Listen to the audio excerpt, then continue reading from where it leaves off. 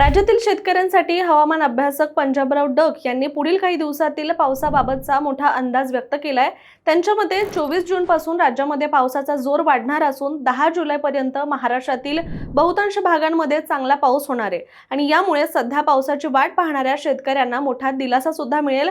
Duck यांच्या म्हणण्यानुसार पाऊस एकदम न पडता टप्प्याटप्प्याने पडेल आणि त्यामुळे पिकांसाठी सुद्धा ही परिस्थिती अतिशय फायदेशीर सुद्धा ठरू शकते आणि 25 ते 30 जून दरम्यान सोलापूर, सांगली, सातारा आणि कोल्हापूर जिल्ह्यामध्ये जोरदार पावसाची शक्यता वर्तवण्यात आली आहे। शिवाय पश्चिम महाराष्ट्रातील अनेक ओढे आणि नाले सुद्धा वाहू शकतात। जुलैच्या पहिल्या आठवड्यामध्ये राज्यभर पावसाची चांगली साथ मिळेल आणि 10 जुलैपर्यंत बहुतांश शेतकऱ्यांच्या पेरण्या सुद्धा पूर्ण होतील असा अंदाज त्यांनी व्यक्त केलाय आणि ज्या भागांमध्ये आतापर्यंत पाऊस कमी झालेला आहे तिथे आता पावसाची सुरुवात होईल असं देखील डग म्हणालेत। दरम्यान धरणांबाबत सुद्धा त्यांनी आशावादी चित्र मांडलंय। जुलैच्या शेवटच्या आठवड्यामध्ये मुंबई आणि कोकणामध्ये मुसळधार पावसाची शक्यता असून त्यामुळे उजनीसह अनेक धरणांमध्ये पाणीसाठा वाढेल।